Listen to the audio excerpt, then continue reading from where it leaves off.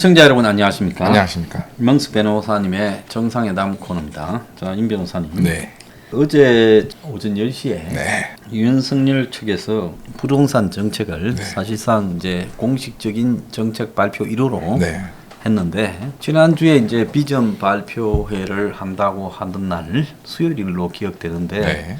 그쪽에서 이제 경제고문이라는 인물이 이제 우리 사무실로 네. 이 사전에 따로 연락 안 하고 왔어요. 네. 뭐 우리는 어차피 그 사무실 올라가지 않으면 안 만난다라고 네. 소문이 나 있으니까 그렇습니다. 그렇게 이제 올라온 것 같아요. 그래서 어차피 생방송하고 나면 나올 거니까. 네. 그래서 이제 자기들이 하는데 이런 원가 주택이라는 개념을 좀 쓰겠다. 그래서 미리 양해를 구하러 왔다. 이제 이렇게 이야기를 했습니다. 근데 그날은 뭐 원가 주택이라는 개념만 있었고 어제 발표를 했는데 이제 어제 발표를 보고 이제 느낀 느낌은 뭐 총 250만 주택을 공급을 하는데 네. 기본적으로 보수가 요구하는 재개발 재건축 완화 네. 그리고 이제 용적률, 건폐율 네. 등 규제 완화 그리고 뭐 양도세나 취득세 같은 세금 낮추는 세제 거, 완화. 그런 게 다 들어가 있어서 네. 그다음에 민간 공급도 이제 일종의 규제를 완화해서 활성화하되 네. 다만 민간 공급 중에 일부는 네. 이제 역세권 같은 경우에는 네네. 내놔라. 네네. 그래서 뭐 반값 아파트로 주겠다는 네. 거고. 그 다음에 이제 우리 원가 주택이 30만 채. 네. 그러니까 250만 분의 30이니까 25분의 3. 네, 그렇습니다. 이 이제 청년에게 원가를 주겠다. 우리는 뭐 굳이 청년이란 게 아니라 집이 없는 사람, 그렇습니다. 모두가 해당이 되는 문제다 이랬는데 청년에게는. 그래서 이제 우리 정책과 비교해 보면 우리는 이것이 핵심이 돼야 된다. 왜냐하면 집이 있는 사람이 사고 파는 거는 관여할 부분이 아니라 그렇습니다. 그건 뭐 자기들끼리 알아서 사고 팔 거니까 네. 하는 거고 다만 우리는 공공주택의 영역에 들어올 수 있는 중산층 서민들이 이제 국가가 원가 주택을 그들에게 판매한다라는 이야기를 한 거거든요. 근데 이제 그 부분이 이제 윤석열을 통하면서 이제 우리는 일종의 우리의 칼날을 가지고 있는 네. 장수탕이라는 면 요리가 네, 네, 있는데 네. 그건 이걸 갖고 가가 장수탕을 그냥 큰 대접위에 부어가 네. 거기에는 뭐 5만 개 다 있어요. 네. 뭐 저기 저 중국산 김치도 있고 뭐 그 온갖 탕이 다 있는데 네. 중국 냉면부터 시작해서 뭐 사천탕부터 네. 다 있는데 그 안에 이제 하나로 집어넣어가 네. 짬뽕을 만드는데 네. 짬뽕의 한 재료로 들어간 거죠. 네, 네. 그래서 이제 어제 그 발표하는 내용을 보고 제가 참 저럴 거라 생각을 했습니다. 그랬는데 아니나 다를까 저는 원래 기대를 많이 안 하기 때문에 현실적으로 바라보기 때문에 역시 이렇게 기대했던 대로 하는구나 이렇게 생각을 했는데 근데 이제 언론들이 아침에 보면 조중동하고 매경을 바라보는데 지난번에 그 비전 발표에서는 아예 그 언급도 안 원가주택이란 말이 없다가 언론들이 다 제목을 원가주택이라고 달았어요. 그래서 짬뽕탕에서 이 원가주택만 엑기스로 언론들이 위로 올렸더라고요. 네, 네. 뽑아가. 네. 그래서 언론들이 제목을 원가주택이라고 달고 이제 더 웃기는 거는 거기에 대한 뭐 기득권 부동산 업자들의 이야기야. 저런 부분을 가지고 윤석열이 이 자산화를 갖다가 부동산이 자산인데 이걸 갖다 보장해주는 측면이 약하다. 아니 로또 원가 주택을 받았으면 그걸 돈 벌어 먹으라서까지 하는 거는 그건 잘못이죠. 그렇습니다. 예, 근데 그런 황당한 소리를 하고 이제 제일 악건이 홍준표와 유승민인데 홍준표는 뭐 자기 마음에 안 들면 좌파다 그렇잖아요. 네, 그렇습니다. 좌파보다 더 나쁘다고 그랬더만요. 그래서 홍준표 마음에 아주 안 들었다는 것 같아요. 참 그래서 좋은 정치인 것 네, 같습니다. 참좋은 좌우를 가려주니까. 그러면 윤석열의 짬뽕을 보고 좌파보다 더 나쁘다고 했으면 우리 원래 오리지널 원가 주택탕을 홍준표가 먹고는 뭐라고 했을까? 이거는 빠빠빠빠 빨갱이야 뭐 이랬을까요? 그랬을 것 뭐 같습니다. 그랬을 것 같고. 네. 그 다음에 이제 정말로 이 개혁 보수를 자처하면서 따뜻한 보수. 가장 위선적인 유승민은 그 위선의 극치를 보이더만요. 네. 이거는 막 그야말로 포퓰리즘의 극치다라는 네. 식으로 이야기를 했더만요. 네. 돈이 어디서 나올지 응? 국가가 엄청난 돈이 소모될 건데 돈을 말하지 않는 포퓰리즘의 극치다라고 이야기를 해요. 자 그런데 홍준표의 쿼터 아파트를 해도 돈이 들어가고 네. 유승민이의 부동산 정책 뭐 부동산을 갖다가 사기 위한 그 돈들을 뭐 도와주는 네. 뭐 그런 걸 유승민이가 공약을 했더만요. 네네. 거기를 봐도 결국은 국가에 돈이 들어가고 국가에 돈이 안 들어가는 부동산 정책이 있습니까? 내가 물어보면 수도 시설을 하면서 국가가 돈을 남기면서 수도 장사를 할 수 있겠어요? 당연히 안 됩니다. 전기가 되겠어요? 안 되죠. 그러니까 수도, 전기, 가스가 다 돈 남기는 거하고는 관계없는 거예요. 기본적으로 적자를 감수하고 다 하는 겁니다. 공공재라는 것은 적자를 감수하고 하는 거죠. 그렇습니다. 근데 유승민이가 거기에 대해서 엄청난 파퓰리즘을 했다라고 이야기를 하는 걸 보고 유승민이가 개혁 보수라는 거는 말짱이 꽁이다 네. 보는데 홍준표가 지가 말한 4분의 1 쿼터 아파트 땅은 정부 거나 남 거고 네네. 껍데기만 빌려서 사는 거 그거는 뭐 무슨 의미가 있죠? 우파입니까? 그러니까 말씀하신 거 정책은 그게 우파이며 두 번째 소련에서 그런 거 아니에요? 그렇습니다. 소련이나 중국 같은 데서 중국은 땅은 국가 거 아니에요? 그렇습니다. 중국에 건물 짓는 거는 다 국가 땅 위에다 짓는 거예요. 그렇습니다. 사용권만 이제 개인에게 부여하는 건데 하여튼 요즘도 그게 뭐 흔들리고 있긴 하지만은 하여튼 그거하고 도대체 홍준표가 말하는 그 반값 아파트가 뭐가 다른지 잘 모르겠고요.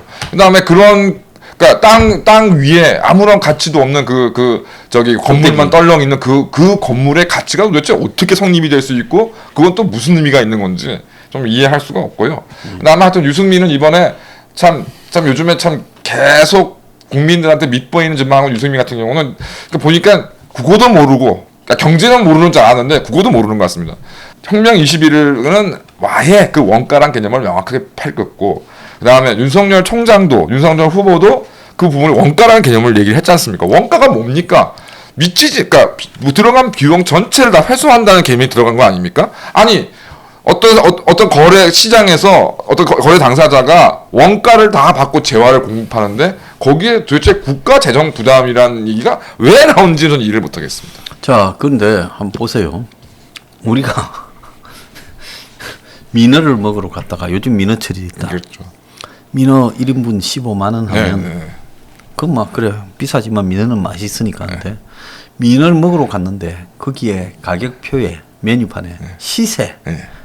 주인이 빨간 색연필로 시세라고 써놓으면 이거는 이제 가격을 확인 안 하면 민어 먹고 얹히죠. 그렇죠. 큰일 났죠. 옛날에 이제 제주도에 가면 그 다금바리, 네네네. 뭐 붓바리 네. 이런 열대어종이 맛있다고 그런 거 한번 먹어보자 해서 가면 그 시세 적어놓은 집이 없어요. 네. 얼마라고 네. 전부 그냥 시세. 네. 그러면 이게 도대체 시세가 얼마인지 이게 뭐 두당 20인지 50인지 이 집만 50 부르면 이 집만 50이고 딴 집에 가면 30만 원인지 그걸 알 수가 없으니까 그렇습니다. 그 맛있는 다금바리나 붓바리가 먹으면서 쓰죠. 예. 그래서 이게 시세 원가라는 부분은 우리처럼 원가 700이라고 이야기를 하지 않습니까? 그렇습니다. 그러면 이제 이게 시세대로가 아니라 딱 얼마 이하로 하는데 윤석열은 그 700이라는 부분은 빼고 그냥 원가라고 했단 말이에요. 네.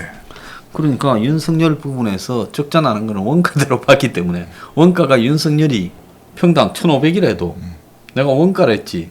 내가 뭐 금액 얘기한 적이 있나? 금액 이야기한 적 있냐? 이렇게 될 수가 있는 거 아니겠습니까? 근데 재밌는 거는 얼마 전에 이재명이가 30평형대 아파트에 자기가 이 건설 원가가 3억이다고 30평형대가 3억이라고 말을 했어요. 네. 공개석상에서. 네. 그래서 우리가 흔히 30평이라고 하면 700만 원씩 하면 2억 1천만 원 아닙니까? 그렇습니다. 그럼 39평이라고 하면 얼추 비슷해요. 네. 저 이재명이가 하는 이야기나 우리가 네. 이재명이 또 의간이 알아보고 말했겠지. 그냥 그렇습니다. 있겠습니까? 그렇습니다. 그러니까 우리가 말하는 게 주먹구구식으로 이야기하는 게 아니라 상당한 사람들한테 알아보고 이렇게 이야기했는데 이재명이 이야기하는 것과 비슷하다. 좀 그런 이야기를 하는 겁니다. 예. 그래서 우선 뭐 그러니까 윤석열 후보 캠제가 이제 그 공약으로 발표한 내용에 대해서 뭐 간략하게 좀 뭐 제 나름대로 뭐 소장님이 이제 계속 이제 방송에서 비판하시더니까 그래서 일단 뭐 첫 번째 이제 원가 주택 이제 저희가 생각하는 국가적 주택 원가 판매 대상을 뭐 청년층에 한정한 부분에 대해서도 참 불만이지만 뭐 어찌 됐건 뭐 급한 사람이 청년층이라고 할 수 있으니까 불만이지만 뭐 좀 이해를 좀 한다고 하더라도 저는 그 인상분을 반영한 환매는 이건 도저히 납득할 수가 없다고 생각합니다. 그러니까 어쨌든 이게 뭐 그 소장님께서 말씀하신 것처럼 윤 후보 측에서 생각하는 이제 원가 주택이라는 것이 그냥 뭐 그 지렛 때 이른바 그 횟집에서 말하는 시세 같은 거라면 혹시 모를까 저희가 생각하는 원가로 그러니까 어찌 됐건 국가가 이런 공공재로서 원가로 제공하는 것인데 이거를 환매할 때 시세를 반영시킨다? 저는 이건 말도 안 된다고 생각이 들고요. 그거 무슨 방금 말씀하신 것처럼 이른바 부동산 전문가들이 말하는 어떤 자산의 처분, 뭐 완벽한 자산 가치에 따른 어떤 처분이나 이런 거, 그런 거 생각하는 청년청이든 누구든 그런 사람들은 국가적 주택의 원가 판매 대상이 될 수가 없는 것이죠. 그 사람들은 뭐 민간 주택으로 가면 될 것 같고요. 그다음 저 개인적으로는 그나마 더 좀 그래도 윤 후보 쪽에서 좀 의미가 있는 게 특히 조선일보에서는 아예 이제 이런 부분을 언급을 안 했던데요. 저는 이제 임대차 3법과 관련해서 이제 그 약간 현재로서는 임대차 3법을 바로 폐지하는 건 어렵고 좀 이렇게 문제점들을 보완하는 식으로 지금 생각하고 있다라고 한 부분에 대해서 또 뭐 홍준표, 유승민 같은 경우가 말도 안 되는 것이다. 뭐 임대차 3법을 바로 폐지해야 된다 지금 이렇게 주장했는데 뭐 이 부분에 대해서는 좀 기본적으로 윤 후보의 입장이 긍정하면서도 그러면서 이제 윤 후보가 덧붙인 내용이 그럼 이 상승되는 임대료들을 어떻게 문제 해결할 것인가라고 하면서 여기서 이제 저희가 서포 15조에서 언급하고 있는 공시 임대료를 준수하는 임대인에게 내는 세제 혜택이나 이런 걸 줘야 된다는 내용이 조선일보에 싹 빠져 있는데 한국일보 기사에는 그 내용이 나와 있습니다. 그래서 그게 들어있더라고요. 예, 한국일보 기사 기사를 보니까 네. 저도 그래서 좀 이게 야 조선일보 좀 너무한다는 생각이 들었는데 한국일보 기사에는 이제 어떻게 나와 있냐면 이제 그 여당의 강행 처리한 임대차 3법을 수정을 이제 윤 후보가 얘기하면서 임대 가격이 상승하지 않도록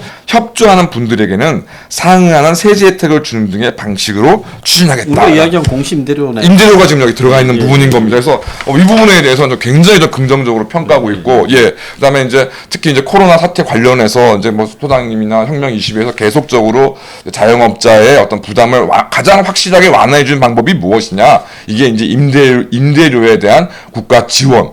뭐 내지는 이런 부분들이 있고, 근데 그럼 이런 부분들을 좀 더 효과적으로 달성하기 위해서는 또 임대 수익에 대해서 양보하고 포기하는 임대인에 대해서는 정말 적극적으로 세제 혜택을 줘야 되는 것이 현재 지금 당장 필요한 것인데 이 부분이 윤석열 후보 측에서 이런 부분을 좀 정리하는 것이 저는 개인적으로 좀 오히려 좀 너무 좀 주목받지 못하고 있다 내지는 의도적으로 빼고 있다 좀 생각이 들어서 이 부분도 굉장히 좀 마음에 듭니다. 그래서 하여튼 이번에 이제 윤석열 총장의 뭐 이런 부분에 대해서 저도 개인적으로 황 소장님이 정말 그 유전자 조작을 해서 이제 정말 키 185에 늘씬한 미남의 옥동자 DNA를 딱 조작해서 아이를 낳아서 이제 학교를 보내야 되는데 이놈의 홍준표 대학도 안 돼, 유승민 대학도 안 돼, 민주당 대학도 안 돼 이렇게 가지고 참 할 수 없이 그래서 혁명21이라는 대학을 이제 저희가 자체적으로 만들었는데 이놈의 뭐 외교 관련된 교수 허진 대사는 괜찮고 뭐 의학 교수인 김성호 원장은 괜찮은데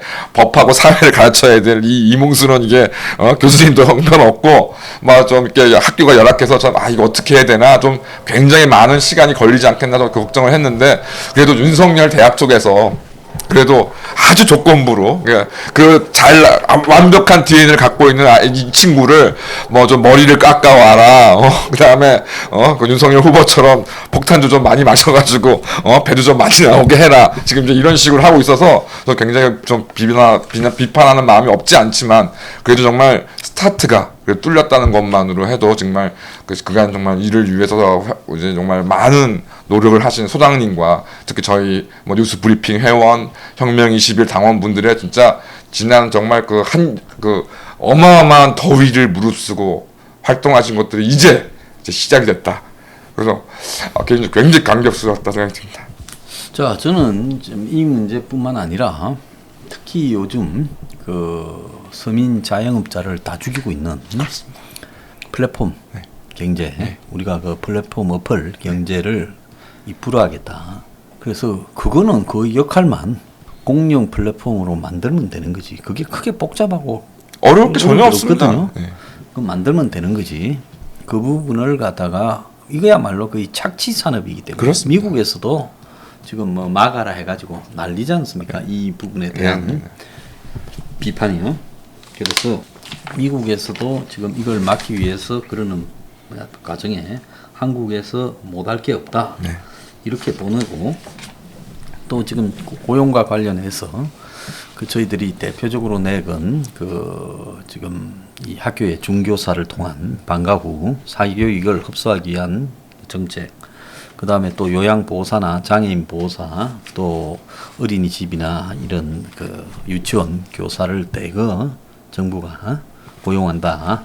그래서 지금처럼 뭐 노인들한테 무슨 뭐 한 40만 원 주면서 노인 일자리, 젊은 사람들한테 뭐 그냥 몇 달 하고만은 청년 일자리 이런 게 아니라 국가가 사실상 고용의 주체가 되어서 사교육과 그 다음에 요양제도, 국가 요양제도, 또 장애인 문제 뭐 이런 부분에서 적극적으로 해결책을 마련한다. 이런 것들을 이제 우리가 정책으로 이번에 꼭 관철시켜야 되지 않냐. 그래서 그런 부분에서 이제 저희들이 밀어붙이고 있는데, 모든 일은 보편적이어야지 소수에게만 로또에서는 안 되거든요. 그렇습니다. 홍콩에 보면 공공임대가 있어요. 네. 홍콩의 이 대부분이 보면 서민들은 한 평도 안 되는 닭장집에 살잖아요. 네. 그런데 이제 홍콩에 그런 게 아니라 제대로 된 우리 오피스텔쯤 되는 스튜디오 같은 데 가서 살려면 한 300만 원, 400만 원 이래 들거든요. 그렇습니다. 월 임대료가요. 네네. 그런데 그러면 홍콩에는 공공임대가 없냐? 있어요. 네. 너무 작아서 네. 하늘의 별 따기라서 한정없이 기다려야 되니까 네. 아주 극소수에게는 혜택이 돌아가. 그러면서 제도가 있다고 우기는 거거든요. 네, 그런 제도가. 우리가 옛날에 로또 보금자리 주택 극소수가 혜택을 받았지만 네. 그런 제도가 있었던 것처럼 지금 홍콩도 그렇단 말입니다. 그래서 이제 윤석열의 이 원가 주택의 가장 문제는 이것이 젊은 사람들에게 일부 한정돼야 되는 게 아니라, 지금 젊은 사람만 집이 없는 게 아니라 나이 든 사람도 집이 없고 가장도 집이 없고 4인 가족도 집이 없는 사람이 수두룩 하잖아요. 네. 1인 가구 기준을까지 다 넣어서 이야기한다면 집 없는 사람이 50 한 6, 7% 될 거라고 봅니다. 그럼 그렇게 집이 없는 사람들에게 집을 갖다가 국가가 원가로 판매하는 부분이 이거는 매우 중요하다. 그러면 많이 할 수 없다 하지만 진짜로 힘을 실어서 원가 주택을 30만 원만 지으면 대한민국의 집값이 유지되겠습니까? 안 됩니다. 유지가 안 되죠. 네. 왜? 이런 주택이 계속될 수 있다라고 기구를 만들고, 주택청이라는 기구를 만들고, 토지주택공사 저거는 해체해버리고, 그래서 처음에 와서 설명할 때는 그걸 해체하고 기구를 만들 것처럼 하더만은 토지주택공사가 은근히 또 살았더만요. 네. 아마 그 안에 또 로비하는 데가 있어가 그렇겠죠. 윤캠프 안에도. 네. 그래서 토지주택공사는 없애버리고 저거 뭐 임대주택관리단이라고 처음엔 저한테 그렇게 설명을 하더라고요. 고리 보내버리고 지금까지 한 소행을 보면 거기 그냥 모가지 안 자르고 보내는 것도 고마운 거지. 그리고 한 200~300명 건설 기술 설계 전문가로 구성된, 그래서 단가를 계산할 수 있고, 그렇습니다. 그다음에 이 하청을 컨트롤할 수 있는 사람으로 구성된 소수의 기구를 만들어서 거기서 지금 정부가 이 모듈화돼 있는, 딱 모듈 표준화돼 있는 그런 어떤 값싸게 만들 수 있는, 그러려면 정부가 또 자재도 공동 구매해 줄 수도 있어요. 그다음 뭐 조달청 다 있지 않습니까? 그래서 정부가 아주 자재를 공동 구매해서 싸게 이렇게 해서 제공하고, 그래서 원가 주택을 짓는 부분까지 충분히 얼마든지 할 수 있다. 그래서 정부의 의지가 실리면 윤석열의 다른 어떤 부동산 정책은 다 빼고 원가 주택 하나로도 시장에 신호를 보낼 수 있다. 그리고 전략적으로 보더라도 서커스 이야기에도 주요 언론이 다 원가 주택만 뽑는데, 그러면 원가 주택 하나를 가지고 이야기하면 반대가 심해질 거라고 걱정하겠죠. 세상에는 반대가 많아야 그렇죠. 성공하는 거예요. 반대가 반대를 어떤 사람이 반대했냐가 중요한 거죠. 네. 우리는 지금 반대하는 거 아니라 우리의 주장을 덮어버려서 문제지. 그렇습니다. 일체 보도가 안 되도록 반대라도 많았으면 좋겠어요. 그러니까 하여튼 정말 뭐 좀 여러 가지로 실망스러운 면도 많지 않지만, 그래도 정말 뭐 윤석열 후보 측이 뭐 이러저러한 지금 상황이 만만치가 않기 때문에 하여튼 뭐 혁명 21의 어떤 핵심인 그 서포 15조 중에 또 핵심인 이 국가적 주택 원가 판매에 대해서 좀 반영한 거에 대해서는 높이 평가하지만, 하여튼 저도 소장님 말씀하신 것처럼 뭐 다른 누구를 위해서가 아니라 윤석열 후보를 위해서라도 이 원가 주택에 대한 부분은 전면에 내세워서 국민들께 홍보를 해야 된다. 그러면 대선 승리도 가능하다고 좀 생각이 들고, 하여튼 이 또 게다가 민간 주택 공급 문제에 대해서는 뭐 저도 별다른 의견은 없습니다. 뭐 공급을 늘리든지 용적률을 늘리든지 그건 뭐 알아서, 그건 뭐 시장에서 알아서 뭐 원하는 대로 법에 따라서 하면 되는 것이고, 그 다음에 이제 세제 문제 관련해서 이렇습니다. 지금 같은 경우가 그러니까 결론적으로 모든 문제의 핵심은 집값이, 물론 문가리가 세제를 장난치고 세율을 올리고 하는 뭐 이런 것도 다 물론 그게 문제지만, 근본적으로 집값이 너무 올라 있는 것이 문제이기 때문에 지금 주택 가격이 안정되고 하향 국면으로 접어든다 그러면 뭐 보유세라든가 이런 문제도 그 자체로 해결될 수 있습니다. 물론 불합리한 세제를 개선하고 고쳐야 되는 부분도 분명히 있지만, 그러니까 결국 모든 문제는 지금 너무나 터무니없이 누구도 감당할 수 없는, 심지어 그 주택을 가지고 있는 사람도 버거워하는 이 말도 안 되는 주택 가격을 낮추는 게 핵심이 있고, 그 낮추는 것에 가장 핵심적인 효율적인 정책이 국가적 주택 원가 판매에 있다. 그리고 이 대상에 대해서는 주택을 같이 뭐 어떤 투자나 투기, 뭐 처분에 따른 뭐 수익 이런 거 기대하는 사람들은 얼씬도 하지 마라. 다만 이 국가적 주택 원가 판매에 있어서 주가 공급하는 그 국민들은 안정적으로 안심하고 좋은 집에서 안정적으로 가족들과 함께 사는 것만 원하는 국민들만 대신에 낸 뭐 분양 대금이나 이런 것들의 기본적인 가치는 보존해 주겠다. 이것에 동의하지 않는 사람들은 필요 없다 이거죠. 그러면 뭐 민간 주택 시장 가가지고서 뭐 대출을 받든 뭘 받든 뭐 근데 저 대출 확대도 참 좀 웃기는 것이, 아니 대출 확대가 무주택자들을 위한 그게 지원책입니까? 그럼 집값이 30억인데 그러면은 저기 빚을 묻고 죽어도 빚을 내려면 뭔가 있어야 있는 사람이 빚을 내주지, 은행이 없는 사람한테 빚을 내줍니까? 그러니까 그럼 입장이 좋아야 빚이 나오지. 그러니까 LTV 뭐 지금 강남의 아파트 30억대 지금 분양이 나왔는데 그 LTV 80% 해줘서 24억 대출 받으면 저는 이자로 파산입니다. 변호사는 해줄 것 같아. 해주긴 해주겠죠. 난 안 해주겠지. 예, 해준다 하더라도 그 이자 내느라고 파산입니다. 그거는 대출 확대는 아무런 의미가 없다고 생각이 들고요. 하여튼 이런 부분에 대해서도 이게 대출 확대도 집값이 안정됐을 때 감당할 만한 사람들에 대해서 대출이 80%가 LTV가 확대되는 것이 의미가 있는 것이지, 지금 같은 상황에서는 그조차는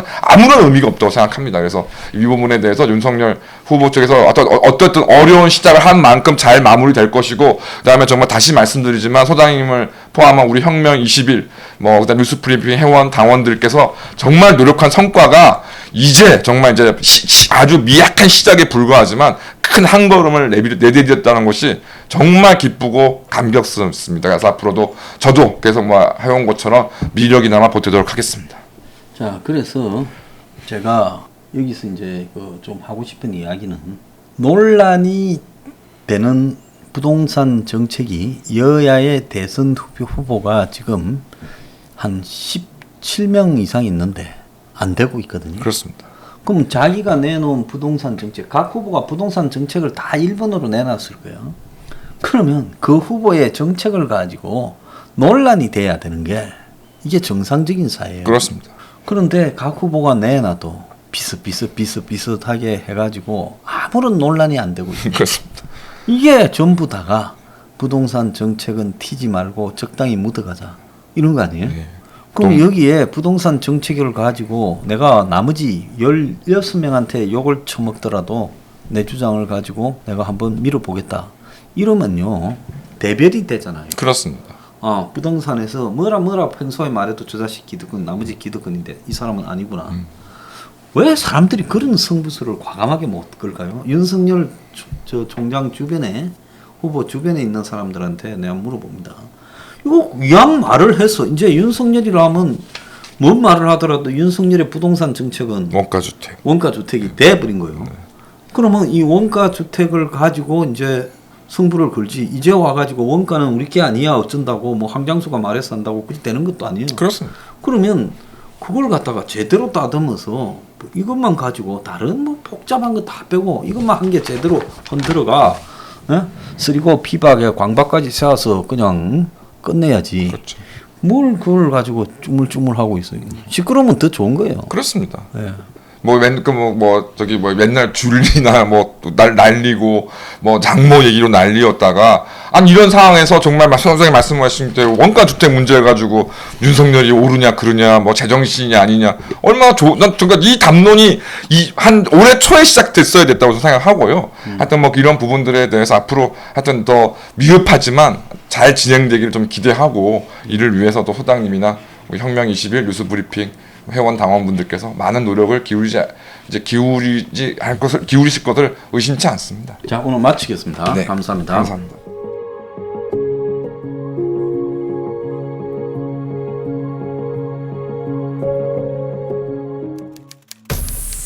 We are